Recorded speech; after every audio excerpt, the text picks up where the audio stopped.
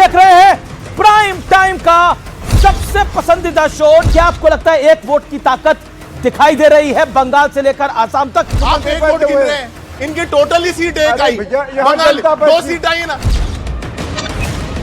हिंदू मुसलमान गौ माता और घुसपैठिए तो एक बहाना है, आपके बच्चों का भविष्य बर्बाद करना इनका इरादा है। पश्चिम बंगाल में जो हुआ वो यूपी में होगा। वहां सरकार हारी, विपक्ष की सरकार बनी। यहां भी सरकार हारेगी, विपक्ष की सरकार बनेगी। तुम्हारी अब्दुल को टाइट करने की है कुछ भी। अरे मैं खुद अब्दुल यार। गली गली में बच्चों को चाकू तलवार बम लेकर घूमने दोगे? कहां कहां तक सरकार सुरक्षा करेगी? मुसलमानों के समाज सुधार की आवश्यकता है। भैया मुझे कहते नहीं जी, नहीं होगा।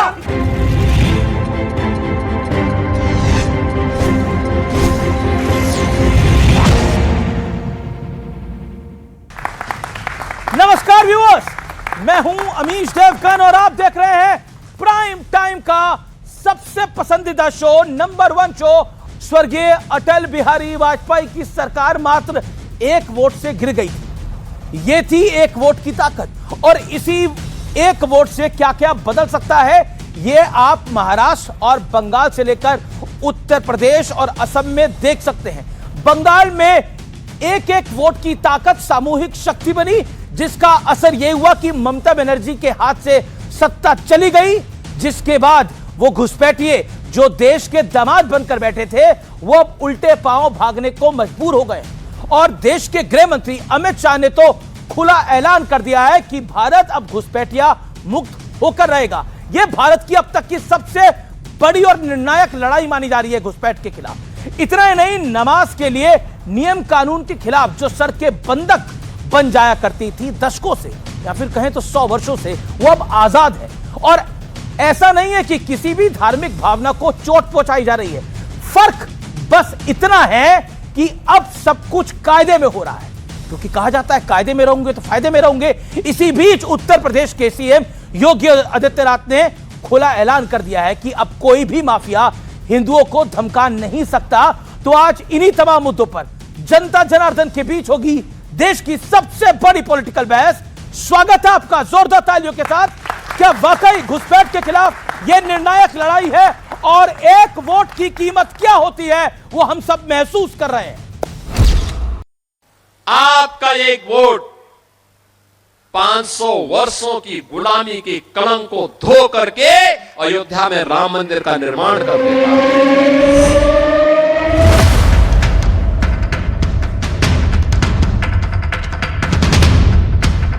সরকার ঘোষণা দিয়ে দিয়েছে, থাকলে সমস্যা হবে, তাই আমরা চলে যাচ্ছি। এখন বলছে এখানে থাকা যাবে না, পুলিশই ধরছে যে এখানে থাকা যাবে না, বাংলাদেশে চলে যেতে হবে। হঠাৎ করে এখনকার সরকার রাখছে না, তাই চলে যাচ্ছে হচ্ছে আমাদের। एक वोट की ताकत क्या होती है ये जानना है तो जरा पश्चिम बंगाल और बांग्लादेश बॉर्डर की ये तस्वीर देख लीजिए। ये वो घुसपैठिए हैं जो सालों से पश्चिम बंगाल में डेरा डालकर बैठे थे, लेकिन बंगाल में बीजेपी की सरकार क्या बनी, ये उल्टे पांव बांग्लादेश भागने को मजबूर हो गए। बड़ी बात ये है कि सभी घुसपैठिए खुद इस बात को कबूल कर रहे हैं कि ये अवैध तौर पर भारत में रह रहे थे।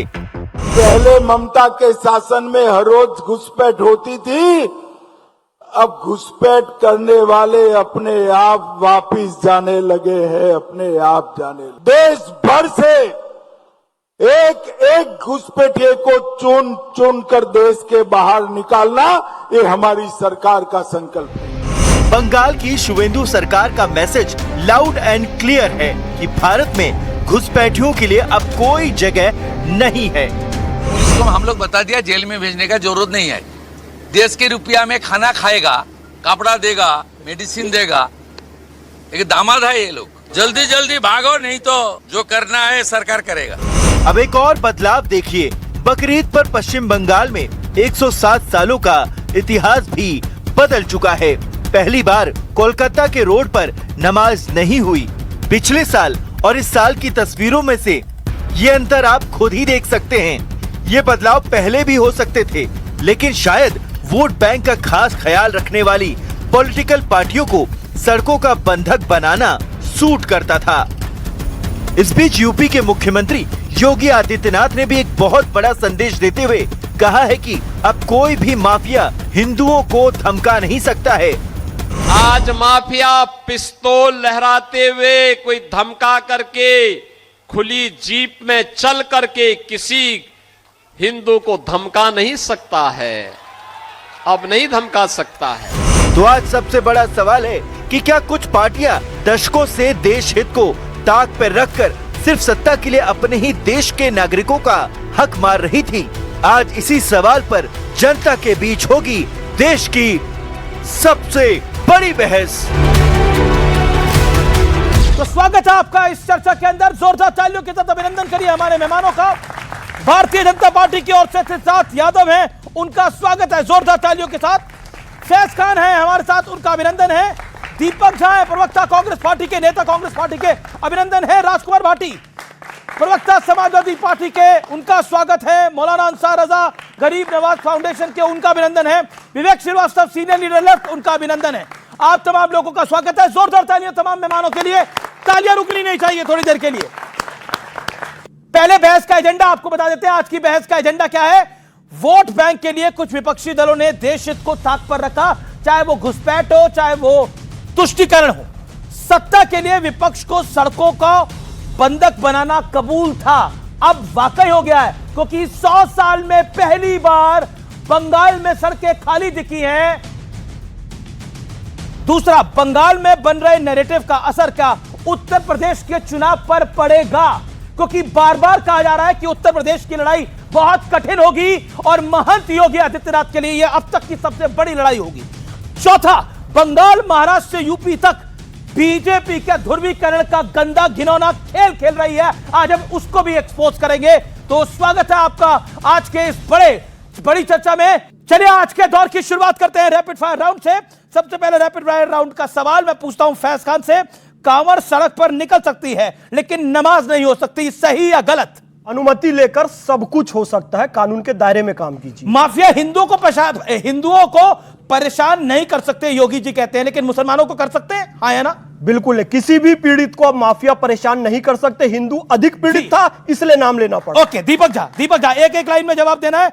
कांग्रेस के इकलौते ओबीसी मुख्यमंत्री सिद्धारमैया को हटाना सही फैसला है या गलत फैसला है? जनता जो चाहती है, जनता के लिए सही फैसला लिया गया है। जनता के लिए या राहुल जी के लिए? जनता के लिए। ठीक है। 2019 में चौकीदार चोर है बोलने पर राहुल गांधी को सुप्रीम कोर्ट में माफी मांगनी पड़ी थी। अब गद्दार बोलना उसी पुरानी गलती को दोबारा दोहराना है। इसका नुकसान कांग्रेस पार्टी को और साथ में समाजवादी पार्टी जिसके साथ चुनाव लड़ रहे हैं यूपी में जरूर मिलेगा। यूपी उत्तराखंड में नरेंद्र मोदी जी मनमोहन सिंह को गद्दार बोलते हैं तब माफी नहीं मांगते हैं, संसद भवन के अंदर बोलते हैं तब अरुण जेटली जी उनके बिहार पे माफी मांगते हैं। आप कह रहे हैं इसका नुकसान नहीं होगा। ओके, सिद्धार्थ यादव तुष्टीकरण का जवाब देने के लिए बीजेपी ध्रुवीकरण करती है, हाँ या नहीं? बीजेपी सबका साथ, सबका विकास, सबका विश्वास और सबका प्रयास की बात करती है और यह भारत की बात है। हर चुनाव में जीत के लिए हिंदुत्व बीजेपी के लिए सबसे बड़ा ट्रंप कार्ड है, इसके अलावा कोई और ट्रंप कार्ड नहीं। हिंदुत्व और चुनाव का कोई लेना देना नहीं है। हिंदुत्व हमारे देश की आत्मा है, इस देश का अस्तित्व है, वो भारत के लिए आवश्यक है। चुनाव आते रहेंगे, जाते रहेंगे, हिंदुत्व रहेगा। राजकुमार भाटी, एसआईआर पर कोर्ट का फैसला आने के बाद अब बीजेपी पर वोट चोरी का आरोप बिल्कुल जिसे कहते हैं धुल गया है, क्योंकि जब सुप्रीम कोर्ट ने फैसला दे दिया है। यूपी में हमने कभी एसआईआर पर सवाल नहीं उठाया। पश्चिम बंगाल में और बिहार में सवाल अपनी जगह आज भी खड़े हैं। पर बिहार पे तो डिसीजन दे दिया सुप्रीम कोर्ट ने। ऑनरेबल सुप्रीम कोर्ट के डिसीजन से एग्री करते हैं, डिसएग्री करते हैं? सुप्रीम कोर्ट का फैसला सिर माथे पे, लेकिन सवाल अपनी जगह खड़े हैं। ठीक है, लेकिन सुप्रीम कोर्ट का निर्णय आ गया है। लेकिन अब मैं रुक करता हूं आपके अगले सवाल का। उत्तर प्रदेश चुनाव हिंदुत्व के मुद्दे पर होगा, हाँ या नहीं? नहीं, हम किसी धर्म जाति के नाम पर चुनाव नहीं लड़ेंगे। आपको क्या लगता है, होगा कि हाँ या नहीं? नहीं होगा। नहीं होगा। ठीक है, अंसार रजा लास्ट सवाल आपसे है। जैसा विपक्ष कह रहा है कि क्या एसआईआर सिर्फ मुसलमानों को टारगेट करने के लिए किया गया, हाँ या ना? नहीं। Good point. क्या राहुल गांधी एलओपी पद के लिए सबसे सही नेता है, हाँ या नहीं? वो तो प्रधानमंत्री के लिए भी सही आदमी है, उसमें क्या है यार। अच्छा, आपके लिए एक बोनस सवाल। अरविंद केजरीवाल के बारे में आपकी अगली भविष्यवाणी क्या है? आरएसएस का छोटा रिचार्ज। ओके, आरएसएस का छोटा रिचार्ज। चलिए, एक वोट की ताकत क्या होती है, मैं इसकी शुरुआत करता हूं। एक वोट की ताकत बहुत बड़ी होती है। अंसार रजा, देखिए आप किसी पॉलिटिकल पार्टी से नहीं है, तो शुरुआत आपसे करते हैं, आप और फैज खान साहब। अंसार रजा, क्या आपको लगता है एक वोट की ताकत दिखाई दे रही है बंगाल से लेकर आसाम तक, आसाम से लेकर महाराष्ट्र और उत्तर प्रदेश तक। क्या कहना चाहते हैं आप? अमीश जी, ये 27 लाख वोट जो काट दिए गए थे ना, जरा उसको एक वोट से कंपैरिजन कीजिए तो कौन सा भारी पड़ेगा।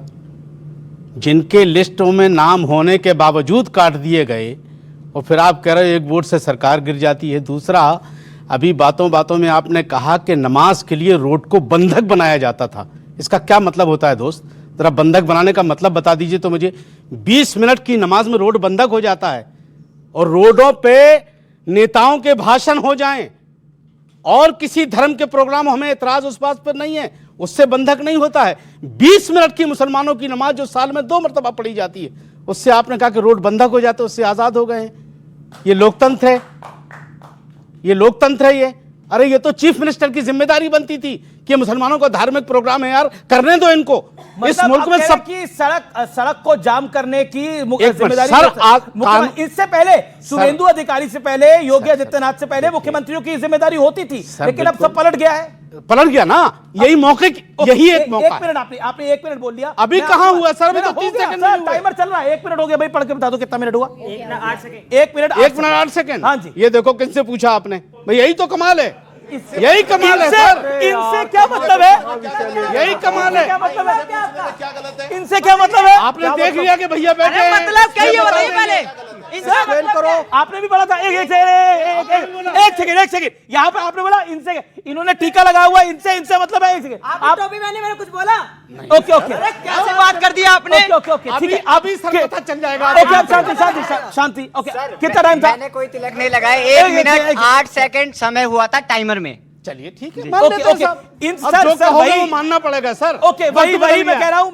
मैं रुक करता हूं। मेरे साथ फैज खान साहब है। फैज खान साहब, आपका मौका है, आप अपनी बात को रखिए। यहां पर कहा गया कि ये सब कुछ पलट गया, बहुत अच्छा हो गया। बिस्मिल्लाहिर्रहमानिर्रहीम। भारत माता की।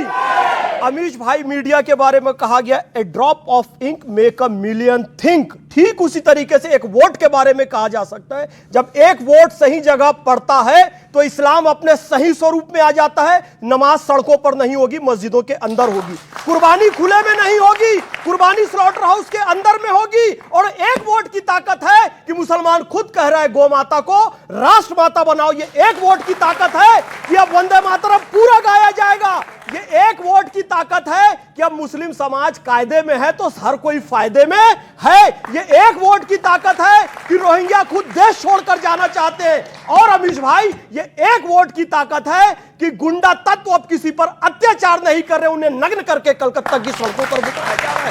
ये एक वोट की ताकत है कि भारत 2047 में विकसित भारत बनने की ओर है। जी। एक वोट की ताकत है जी से अपने पुनर्वैभव को 50 सेकंड आपने 48 सेकंड में अपनी बात को खत्म कर लिया। मैं आपके बाद आता हूं। ये एक वोट की ताकत है जो 100 साल में लेफ्ट और टीएमसी की सरकारें नहीं कर पाई, वो 1 महीने में भारतीय जनता पार्टी की सरकार ने कर दिखाया। घुसपैठियों को कहा भारत छोड़ो और सड़क अब बंधक नहीं बनेगी। कौन से घुसपैठी है और क्या कहना चाहते हैं? वसुधैव कुटुंबकम है कि नहीं? अतिथि देवो भव है कि नहीं? भारत एक महान मुल्क है। हमारी शरण में इतिहास में जो भी आया सारे भगवतधारी वही एक बैठे हुए हैं, देखिए टीका लगा करके, ये भी एक बैठे हैं। ये सब हर डिबेट में कहते रहे, हर धर्मगुरु मुझे कहता रहा हमारा सीना विशाल है। भारत का सीना इतना विशाल है, उसने सबको संभाल लिया। सारी संस्कृतियों को शरण लेने कोई आया और हिंदू खड़ा है तो बोलेगा आओ मैं तुम्हें शरण देता हूं। और आज संकुचित हृदय के साथ आपको एक गरीब नेपाल का आदमी, भूटान का आदमी, श्रीलंका का आदमी जो आता है, गाड़ियां साफ करता है, होटल का वेटर बनता है, आपको नामंजूर है। कौन से घुसपैठी है? घुसपैठी नहीं, आपका टारगेट इस देश का मुसलमान है। वो देखिए वो बैठे हुए हैं, आरएसएस टारगेट है, राष्ट्रीय मुस्लिम मंच के, खुश हो रहे हैं। मुसलमान अब कायदे में आ गया। कौन बोल रहा है? खुद एक मुसलमान बोल रहा है, मुसलमान कायदे में आ गया। यानी कि अब तक 70 साल तक इस देश का मुसलमान कायदे में नहीं था। ओके सिद्धार्थ यादव, ये बहुत बड़ा ब्लेम लगाया गया। जिस तरह की बातें कही, कहा गया कि आइए आपकी गाड़ियां कौन साफ करेगा, आपका ये सब कौन, बाकी काम होटल के काम कौन करेगा। तो कह रहे घुसपैठियों को एक अलाओ सर्टिफिकेट दे दीजिए। कहीं गलती से इनकी सरकार बन गई तो ये एक सर्टिफिकेट बांटेंगे कि आइए आप घुसपैठ करिए, भारत में सर्टिफिकेट हम आपको देंगे। क्या करिएगा? इस देश की ऑपोजिशन पार्टी का एक नेता ऐसा बोल रहा है भाई। देखिए अमीश जी, भारत निश्चित तौर पर एक महान देश है, पर धर्मशाला थोड़ी है। बाहर से कोई भी आएगा उसको घर में थोड़ी बैठा लेंगे। कोई भी आया, गाड़ी साफ करवानी है विवेक श्रीवास्तव को, तो घर में बैठा लेंगे। कमाल बात है। यह क्या तर्क हुआ? यह एक वोट की ताकत है कि इनके जैसे नेता आज देश की संसद में नहीं बैठे। यह एक वोट की ताकत है कि आज ऐसा विचार देश की सत्ता पर काबिज नहीं है। यह एक वोट की ताकत है कि जो देश में कहा जाता था 370 कभी नहीं हो सकता, राम मंदिर कभी नहीं बन सकता, वो बन करके दिखाया। यह एक वोट की ताकत है। यह एक वोट की ताकत है। गणेश कुमार की ताकत है। ये गणेश कुमार की ताकत है, वोट की ताकत नहीं है। बीच में मत बोलिए, इलेक्शन कमीशन की ताकत है, बीच में मत बोलिए, वोट की ताकत नहीं है। हो गया हो गया। अभी विवेक अपने टाइम पे बोलिए। एक वोट की ताकत है अमीश जी, जो टीएमसी 15 साल में नहीं कर पाई, हमने 15 दिन में करके दिखाया। 15 साल में नहीं कर पाए। आप जमीन नहीं दे पाए, आप जो असम में नहीं कर पाए, आप जो दिल्ली में नहीं कर पाए, एक वोट की ताकत है। दिल्ली की सरकार थी, ऑफिशियल ऑर्डर निकाला, रोहिंग्याओं को 10,000 रुपए महीना देती थी, फ्री पानी का टैंकर देती थी, राशन की किट देती थी। ये एक वोट की ताकत है। रोहिंग्या बैग समेट करके बॉर्डर पे बाहर जा रहे हैं, ये आपके एक वोट की ताकत है। ओके, मैं अब रुक करता हूं आपका दीपक झा, एक बात तो सच्ची है कि एक वोट की ताकत बहुत कुछ करा देती है। क्या आपको लगता है जो कांग्रेस की सरकार नहीं कर पाई, लेफ्ट की सरकार नहीं कर पाई, ममता बनर्जी की सरकार नहीं कर पाई, वो बीजेपी की सरकार ने आते ही कुछ दिनों में कर दिया, महीनों में भी नहीं, कुछ दिनों में कर दिया? आपका 1 मिनट।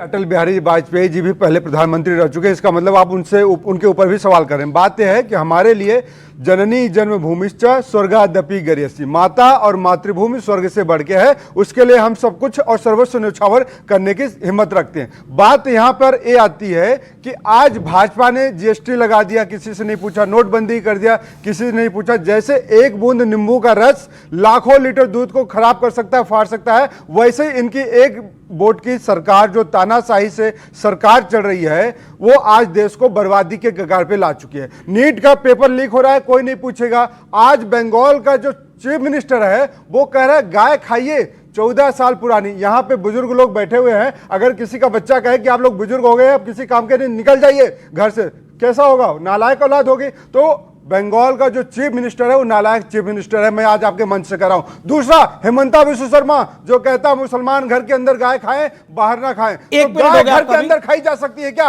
ऐसे नालायक पैदा हुए इस देश में। Okay, 1 minute. आपने बड़े सारे आरोप, वो कह रहे हैं 20 सेकंड में आप, मैं राजकुमार भाटी करूंगा। सर 1 मिनट 10 सेकंड हो गए। आप एक वोट की ताकत कह रहे हैं, एक सीट आई है बंगाल में, एक सीट की ताकत 1.5 मिनट तक बोल रहे हैं। नालायक मुख्यमंत्री इनकी टोटली सीट एक आई, बंगाल 2 सीट आई ना, उसमें क्या दोनों? अच्छा, दोनों भी कहां के हैं? मैंने कहा ना, एक इनका दर्द मैं आपको बता देता हूं। देखिए, अब अपने 20 सेकंड मैं आपको इनका दर्द बता देता हूं। और मैं बहुत ज्यादा पंथ में, धर्म में नहीं जाना चाहता। असम में जितने इनके जीते हैं वो किस पंथ के पूछ लेना। बंगाल में 2 जीते हैं, दोनों किस पंथ के पूछ लेना। केरल में जितने जीते हैं किस पंथ के पूछ लेना। अरे ये तो मुसलमान देश के नागरिक, ये आईएनसी नहीं है, ये माओवादी मुस्लिम लीग है। एक वोट की ताकत बड़ी महत्वपूर्ण होती है। ये तो सब बात हुई कि घुसपैठियों की बात हुई कि सड़क पर नमाज नहीं हो पाई, ये तमाम बातें हुई। लेकिन चिकन नेक थी, एक चिकन नेक थी जो ममता बनर्जी को सेंटर बार बार बोला था इसको केंद्र के हवाले आप कर दो, लेकिन उन्होंने उसको केंद्र के हवाले नहीं करा था। जिस दिन सरकार बनी, नेक्स्ट डे शुभेंदु अधिकारी की गवर्नमेंट ने यह डिसीजन लिया और चिकन नेक, जहां बगल में इस्लामपुर लगता है और जिसको काटने की बात कई लोग कर चुके हैं, शर्जील जेल में इस समय मौजूद है, वो भी कर चुका है, वो चिकन नेक भारत के हवाले हो गई, यानी भारत की सेंट्रल गवर्नमेंट के हवाले हो गई। क्या आपको लगता नहीं है एक वोट की कीमत थी? क्योंकि 70 साल में यह सब कुछ नहीं हो पाया, एक वोट ने कर दिखाया। नहीं, जिसे चिकन नेक कहते हैं वो 3 राज्यों की सीमा में आती है। जी। और उसे भारत सरकार को कैसे पता नहीं सौंप दिया। क्या वो पश्चिम बंगाल का राज्य का हिस्सा नहीं रहा? अब जो हिस्सा था वो केंद्रीय सुरक्षा बल लगाए जा सकते हैं, उसका केंद्र को पहले भी अधिकार था। घुसपैठ पे आते हैं, अवैध रूप से घुसे हुए कोई भी लोग किसी भी देश के अगर हमारे देश में रह रहे हैं तो उन्हें बाहर निकाला जाना चाहिए, इसमें कहीं कोई दो राय नहीं, इसमें हमारी सहमति है पूरी। लेकिन भारतीय जनता पार्टी केवल हेडलाइन मैनेजमेंट करती है, करती कुछ नहीं है। अभी पश्चिम बंगाल में सरकार बनी है ताजा, कितने घुसपैठिए निकाल दिए, कोई आंकड़ा है आपके पास? नहीं होगा। मैं बताता हूं, 2009 से 13 तक कांग्रेस की सरकार थी, लगभग 30,000 बांग्लादेशी घुसपैठिए बाहर निकाले गए, ये सरकारी आंकड़े हैं।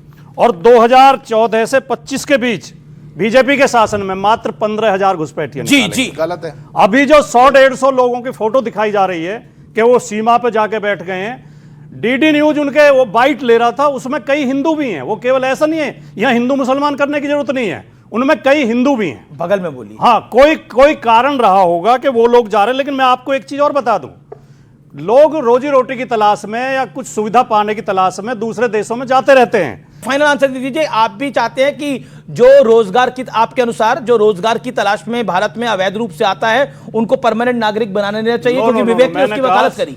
मैंने कहा कि जो भी अवैध रूप से घुसा उसे बाहर निकाला जाना चाहिए, ठीक है, लेकिन मैं आपको इसकी जड़ में जाना पड़ेगा। ये इतनी गंभीर बहस होनी चाहिए। वाली बात के ऊपर सिद्धार्थ यादव आपका जवाब जरूरी होगा। देखिए, बहुत लोग रोजगार के चक्कर में भारत में आ जा रहे हैं, ऐसा कह रहे हैं ना, जो ऐसे आए जा रहे हैं भारतीय। अरे अब भाटी जी 3,25,000 मैं तो आपके सवाल का जवाब दे। अरे मैं उत्तर देना शुरू किया, आपको क्या पता? 3,25,000 भारतीय अमेरिका सीमा में एक करके अभी इन्होंने बोला कि रोजगार की तलाश में भारत में आदमी आ जाता है। जो रोजगार की तलाश में आता है उसको अपने घर में रखिए। मैंने बोला समाजवादी पार्टियों के घर में रखिए, अपने नेता अखिलेश यादव के घर में रखिए। मैंने बोला वो भारत में क्यों रहेगा?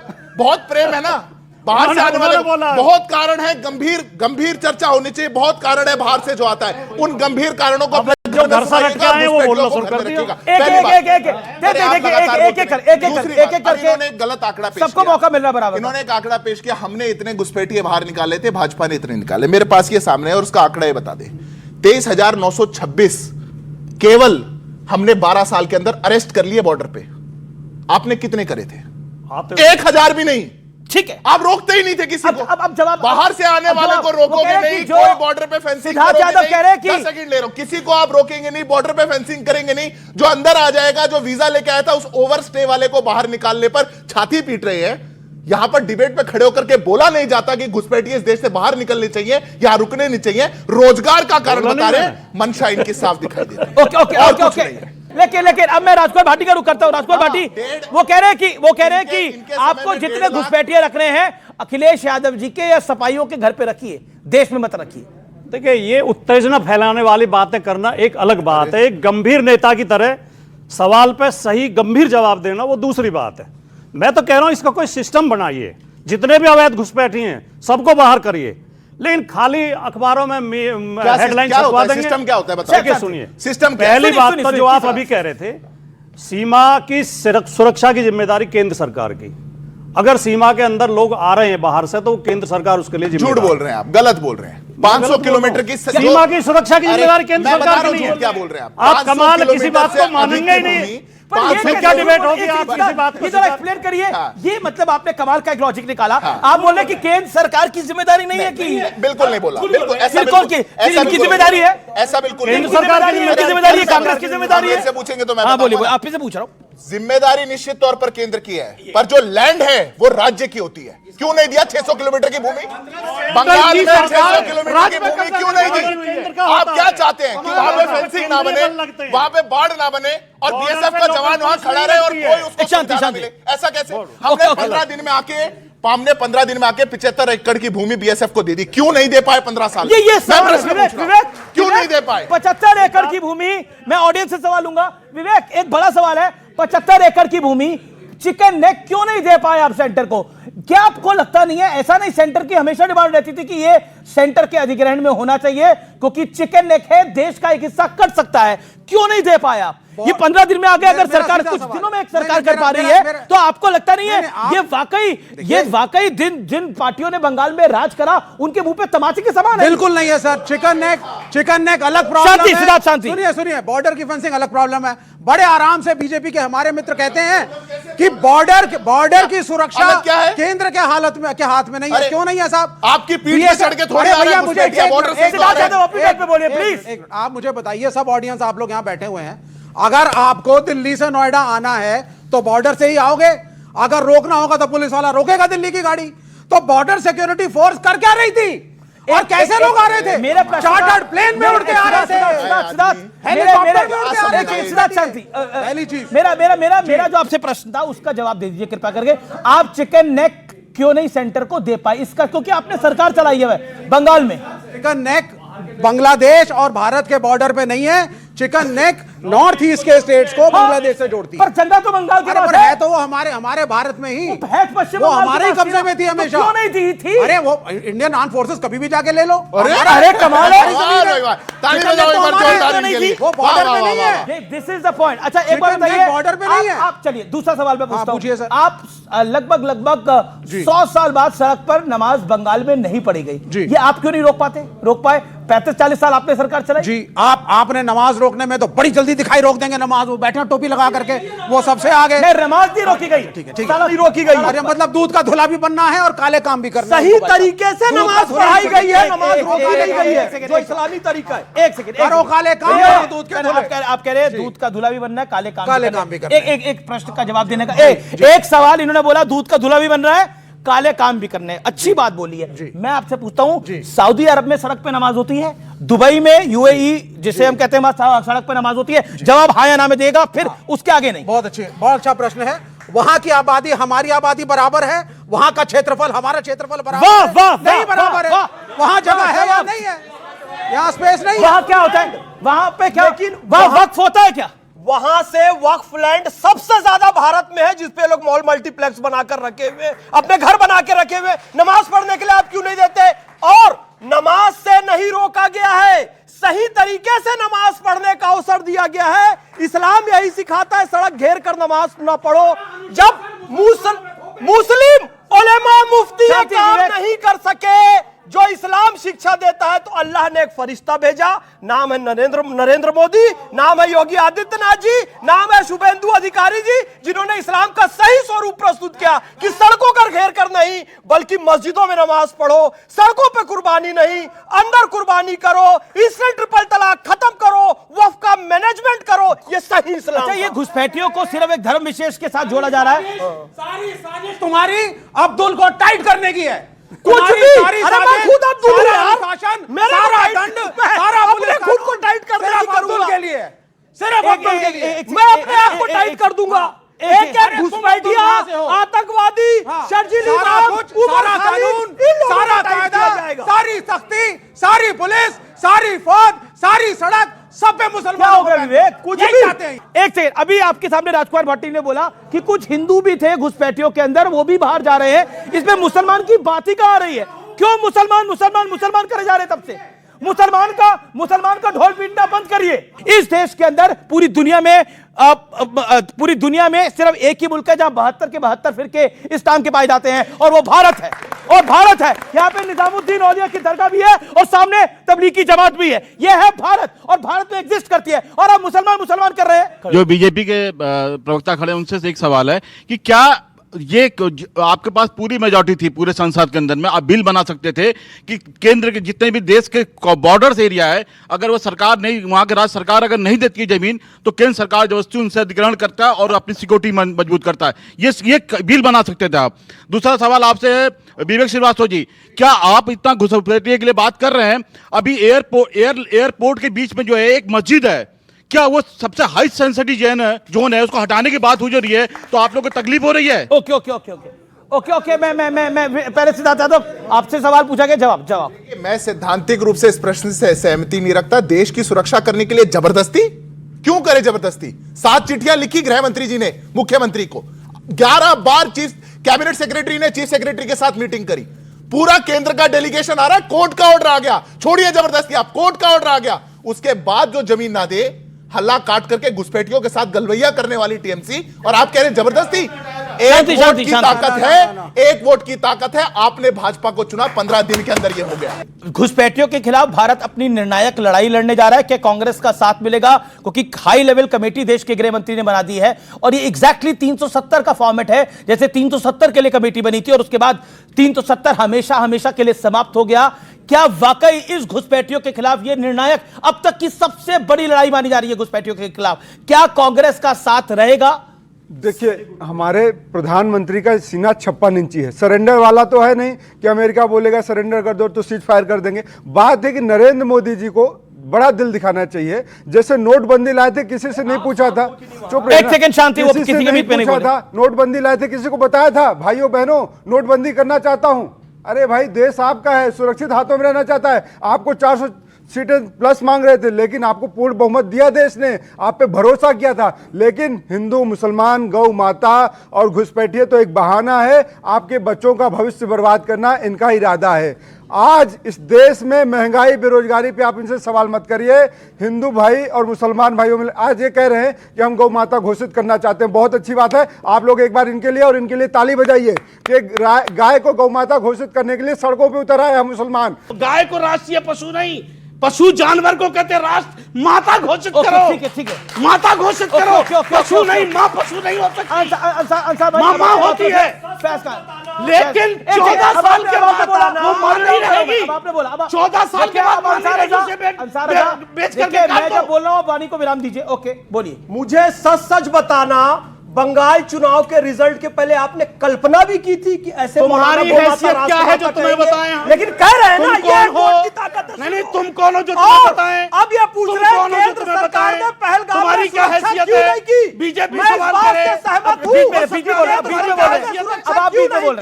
लेकिन आप ये बताइए, हर एक नागरिक का कर्तव्य बनता है कि अपने देश की सुरक्षा तुम्हें करे। क्या तो बीजेपी जब ये से? घर घर में तुम क्या बीजेपी से? ये काफिर है, कि ये जिनकी तिलक वजह से वाले को मर गए सवाल हैं। पूछने का अधिकार नहीं। ये भगवा वाला क्यों बैठा हुआ है?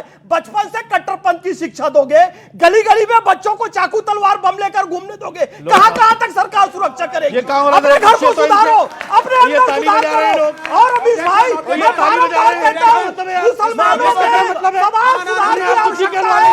ये मुझे कहते नहीं जी, नहीं होगा, मुसलमानों में समाज सुधार नहीं होगा। अरे समाज सुधार की बात करनी चाहिए। और इसकी सच्चाई बताता हूं, इसकी सच्चाई बताता हूं। मुझे माइक दीजिए आप। ये ऑब्जेक्शन, अरे मुझे माइक दीजिए आप। किसी भी धर्म को जो इस देश का धर्म है, यहाँ के लोग हमारे अपने हैं। 1947 के बाद ठीक है यहाँ पे रहे। आपने बोला, आप कह रहे हैं। अच्छा ठीक है, सुनिए, एक सेकंड, आप मेरा नहीं, ये गलत है। ये बोले मौलाना माफी नहीं, एक सेकंड। ये जो हिंदू बैठे ये काफिर नहीं है मेरे भाई। ये बोलो, सब जन्नत में जाएंगे। बोलो बोलो बोलो। आप इनके खिलाफ बच्चों को भड़काते हो। आपने बोला आतंकवादी ऑब्जेक्शन है। एक आप मेरी इत्मीनान से, मेरी शांति से, मैं मुसलमान हूं, मेरी जिम्मेदारी है। वो कह रहे कि आप मुसलमानों को बोल रहे हैं, आपके बच्चे घूम रहे हैं, आप शिक्षा क्यों दे रहे हो उनको ऐसी? पाकिस्तान जीतता देखिए ये नहीं अमीश भाई, मैं मुसलमान हूं, मेरी जिम्मेदारी है यार। अभी आपने सुना, थोड़ी गर्मा गर्मी हो गई, बड़ी बहस हो गई, लेकिन मैं फिर कहता हूं किसी धर्म विशेष पे किसी को टिप्पणी नहीं करनी चाहिए। सब लोग इस देश का हिस्सा हैं। कुछ ऑडियंस के सवाल ले लेते हैं कि आपका सवाल क्या है, आपका सवाल क्या है, फिर मैं उधर से सवाल ले रहा हूं। क्या सवाल है आपका? सर मेरा सवाल ये है, आप लोग अभी तक इतने हिंदू मुस्लिम होता नहीं है जितना आप लोग बढ़ा देते हैं, ठीक है? क्योंकि आपने भी सबसे पहले क्या बोला, अरे भैया पूछा भी किस टाइम के लिए, आप कहना क्या चाह रहे हैं? हमने तिलक लगाया तो हम बेकार हैं, और आपने टोपी बनाया तो आप बहुत बढ़िया हैं। नहीं, ये किसी ने आपको नहीं बोलने का प्रयास किया। ठीक है, आपका अच्छा सवाल है। ये आपने ये करा, अंसारा साहब, डिबेट की शुरुआत में आपने करा। क्या आपको लगता है कि कोई मेरा आशय कोई गलत चलो नहीं अच्छी था। बात, आपने क्लैरिफिकेशन दे दिया। मैंने कोई आशय मेरा गलत नहीं था, लेकिन जो सवाल आपने हिंदू मुसलमान का किया है, मेरे भाई, अगर किसी मुसलमान ने हिंदू मुसलमान किया हो तो एक क्लिपिंग आप मुझे दिखा दीजिए। लेकिन हाँ, मैं शमशान कब्रिस्तान, मुझे हिंदुओं ने वोट दिया है, मैं हिंदुओं का काम करूंगा, ये मैं क्लिपिंग आपको दिखा सकता हूं। ठीक है, ये साहब कह रहे थे कि जो है सब में समान कानून लाना चाहिए, तो क्या यूनिफॉर्म सिविल कोड का सपोर्ट करते हैं? सपोर्ट करते हैं यूसीसी का? मैं आपकी बात से सहमत हूं। सरकार ड्राफ्ट ले आए, हम तैयार हैं। ओके, चलिए आ रहे हैं। उत्तराखंड में आ गया है। उत्तराखंड में यूसीसी बीजेपी की सरकार लाई है, ठीक लाई है? असम में ला रही है, ठीक ला रही है? आपको जो पढ़ा रहे हो मत पढ़िए, हमसे पूछिए। नहीं, यूसीसी जो ला रही है, ठीक है। नहीं, सवाल है, लाइए आप। सवाल मेरा नहीं कर रहा। यूसीसी ला रही है बीजेपी उत्तराखंड में, असम में, वो सही ला रही है, गलत ला रही है? सर, यूसीसी लाए, आप पब्लिक, आप जो समाज, जो पार्टियां हैं उनके सामने आप रखती हो, तो प्लान क्या है आपका? लागू हो चुका है। आप उसमें कहो कि आदिवासियों को अलग कर देंगे।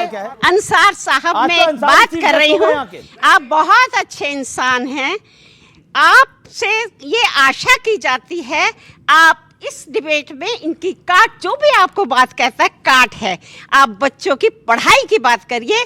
आप मुस्लिम बच्चों में गजब की स्किल होती है, लेकिन एक समय आता है पढ़ाई में पिछड़ जाते हैं। आपके घर में एसी या कुछ भी काम करना आएगा, मुस्लिम लड़का होगा, उस पर डिग्री नहीं होती। आप मस्जिदों के अंदर उन बच्चों को पढ़ाइए। आजकल मुस्लिम बच्चे, एक मिनट, आजकल मुस्लिम बच्चियां इतने अच्छे पढ़ रहे हैं, आप जाकर देखिए, अवार्ड विनिंग नंबर ले रहे हैं। एक नूह का बेटा और बेटी साइंस की जो भाभा इंस्टीट्यूट है मालूम है मुझे। उसके अंदर गए हैं। आप इन सब की काट में केवल बड़ी अच्छी शिक्षा बात की आपने, बात बहुत कही है। अच्छा। मुझे आप बहुत इज्जत करती हूँ मैं आपकी, आप बहुत अच्छे इंसान हैं। आप सबसे पहले कहते हैं कि मैं भारतीय हूँ। ओके ओके ओके, लेकिन एक बात है, बात चाहिए मुझे। ओके ओके, लेकिन ये आपने अच्छा सुझाव दिया।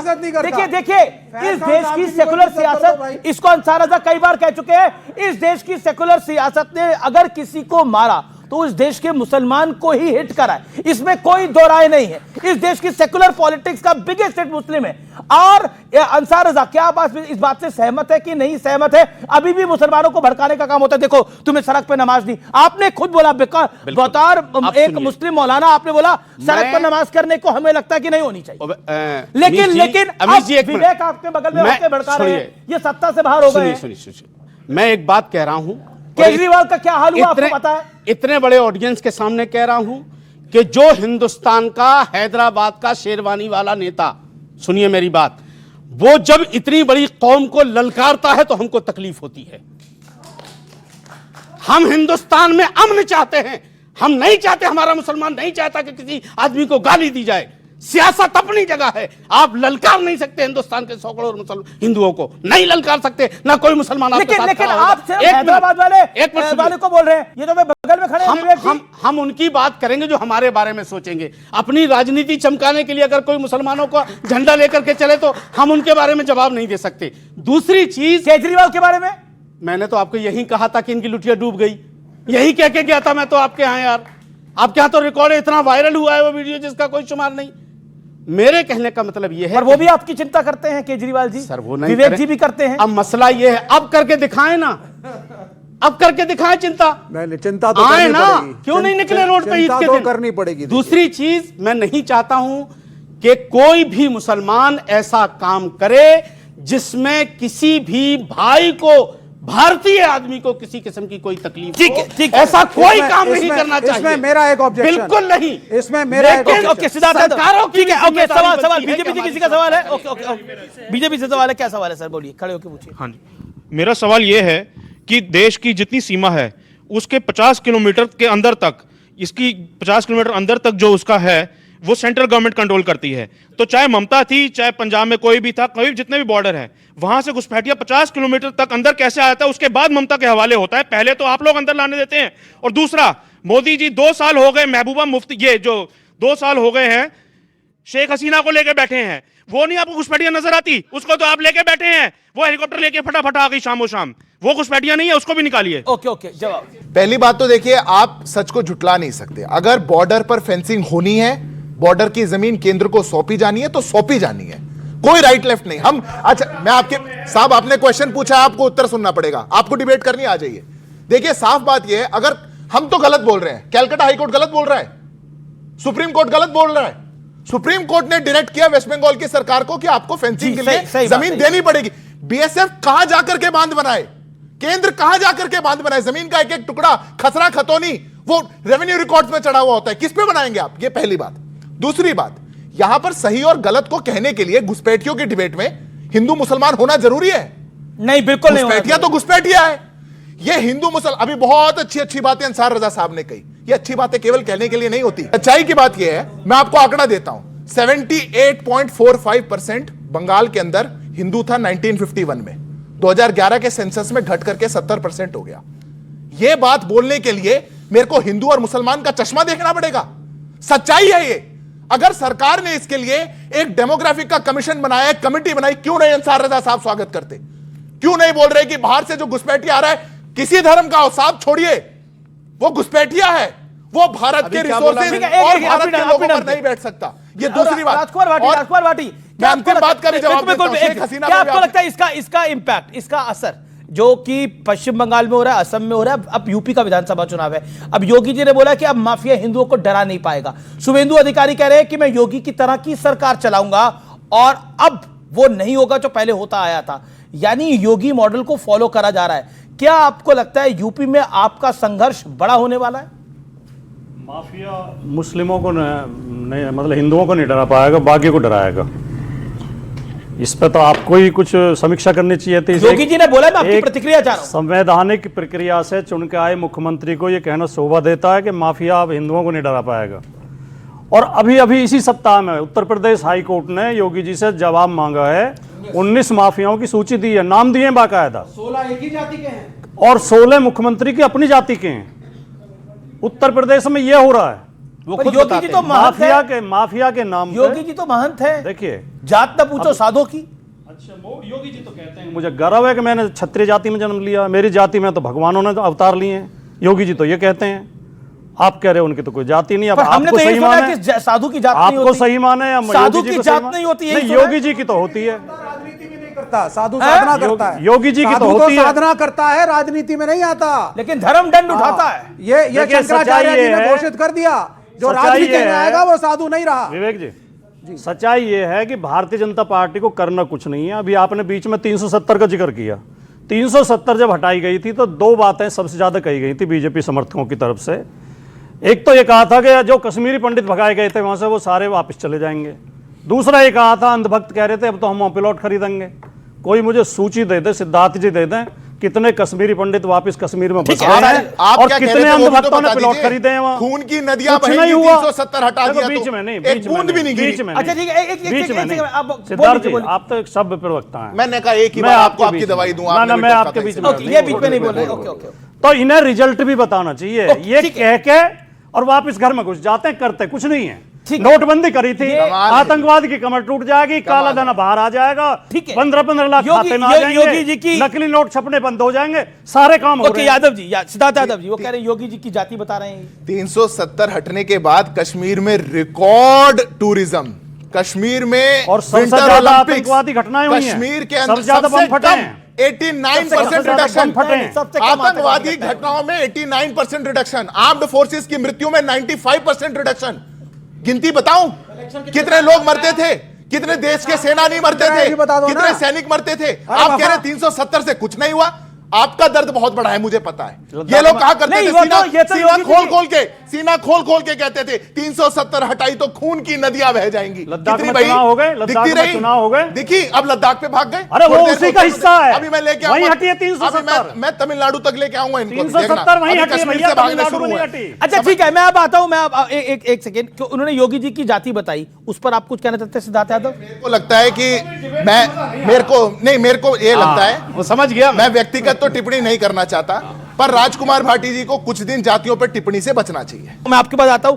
क्या आपको लगता है कि बंगाल में बन रहे नैरेटिव का असर यूपी के चुनाव पर पड़ेगा? इस भूमि का प्रभाव भगवान श्री रामचंद्र की भूमि भय प्रकट कृपाला दीन दयाला कौशल्या हितकारी हर्षित महतारी मुनिमनहारी अद्भुत रूप विचारी, तो चैतन्य महाप्रभु की भूमि का प्रभाव राम जी और कृष्ण जी के वंशज यहाँ पर बैठे हुए हैं। वसुदेव सुतम देवम कंस चाणूर मर्दनम देवकी परमानंदम कृष्णम वंदे जगत गुरु अवश्य पड़ेगा उस भूमि पर जहां पर गंगा के तट पर वजू बना। कृष्ण के वंशज कौन है? ये भाटी साहब भी हैं। हाँ, सिद्धार्थ यादव भी तो है, ये भी है, यादव जी भी है। कृष्ण के वंशज हैं। वहां तो पड़ेगा ही, हम सब हैं, मैं भी मानता हूं। तो हम तो कह रहे हैं कि कृष्ण जन्मभूमि बननी चाहिए। भाटी जी कहेंगे क्या? हमारे साथ आइए, हाथ से जोड़ के बताइए भाटी जी। कृष्ण जन्मभूमि अरे चलो कल से कुदाल लेके चलते हैं, कल से ही बना। बहुत बढ़िया। अरे ये कह रहे हैं, तो बोल दिया। अरे कल तक प्रवक्ता ने अखिलेश जी ने सुन लिया। तो एक दो बात और कहना चाहूंगा। 10 सेकंड यूपी में अवश्य प्रभाव पड़ेगा बंगाल का। पश्चिम बंगाल में जो हुआ वो यूपी में होगा। वहां सरकार हारी, विपक्ष की सरकार बनी।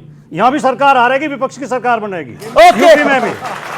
और एक बात आप भूल गए, आप हमेशा वही बात करेंगे जिससे रोहिंग्याओं को लाभ हो, कट्टरपंथी। ये तो अपनी पार्टी का लाभ ढूंढ रहे हैं, लेकिन बात की बात आई है, मैं कांग्रेस को कैसे भूल सकता हूं? कैसे देखिए, तमिलनाडु में जैसे डीएमके हारी वैसे ही अब टीवीके के साथ चले गए।